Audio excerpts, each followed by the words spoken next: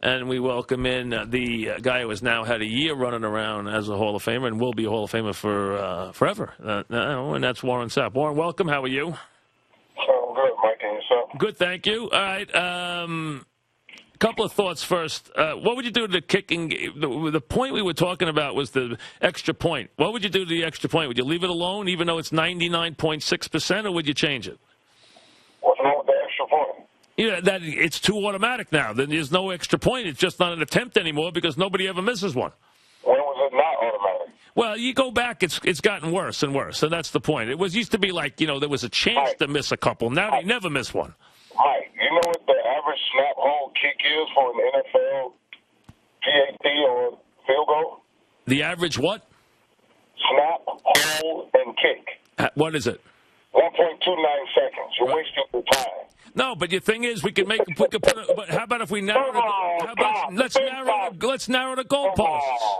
Yeah, do that. I don't have a problem with that. Make it tougher for the kicker. That's all. Okay. Yeah, narrow the goalposts, but don't leave it 1.29 seconds. I'm not changing the play at all. I'm not changing the play. I want to make it harder on the kicker. All right, let's get to the. Yeah, close them in a little bit. I agree with that. Close them in like arena. That's fine. Let's get to the games this weekend and start with the NFC.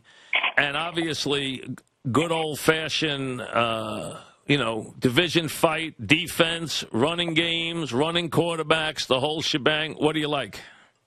I like the offensive line of San Francisco. Because whenever your offensive line is the strength of your ball club, then you can dominate the line of scrimmage. And that's why I lived for 13 years. So whenever a team can dominate the line of scrimmage, I love San Francisco's offensive line. Boone, Potty, Staley, Davis, them boys come to work every week. I mean, and it's nasty, down and dirty, too. Can you see either team shutting down the other's running game? I can see San Francisco doing it, but I can't see both of them can get it done. But I think San Francisco's built for this. Their quarterback got a little stuff in his neck, and he's always been that way since he was a player. And then he has a full deck now. Because the last few times they've gone, they haven't had a full deck. They got Crabtree, Vernon Davis, and Quan, the whole gamut going this time. And this team just feels like this is the place we got to go. And I know something about going to a house of horrors and getting it done. So I believe in San Fran. I can see that. I think, it's interesting that Seattle team feeds on that building. They feed on the noise. If they can get them in third and long, obviously it'll be an interesting game with their secondary and their pass rush. But the key is, can they stop the running game? And you think that San Francisco will be able to run it on Seattle? Yeah, I do. I really do. Because Seattle, the strength of their defensive line is their versatility. They can put 3 of the 4 guys on the down line as defensive linemen, with it being Chris Clement, Chris Abel, and Michael Bennett. And then you have McDonald, a little spark plug that's in there. I mean, he's really not a named person, but the other 3 are defensive ends. And when you line up 3 defensive ends across the board, it's tough when your body comes around that corner to pull. Now, who's going to step up in there and take this whacking? Because at this point, it becomes a bone-on-bone game, man-on-man. How many matchups do you win? I know you and you know me. There's no secrets to this. No. It's going to be bone-on-bone, man-on-man, and I think San Francisco has more wins when you match it up bone-on-bone. All right.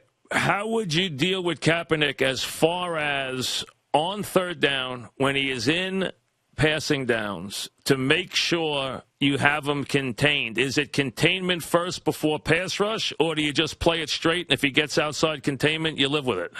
It's both. You must rush with the integrity of your rush lane. And the ends know, if I go inside as a left hand, I just kill the other 3 guys' rush.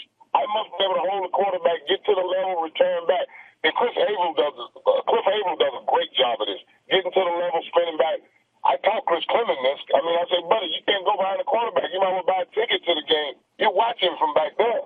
So all great pass rushers know you can't go behind the quarterback. So they know how to keep him in the pocket and keep everybody alive, because once you kill your unit, it's over.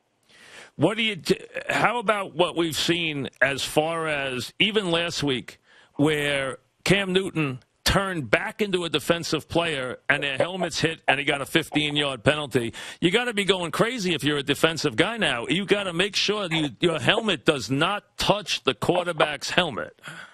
No, you just got to make sure it don't look vicious because we know they're being instructed to call it that way.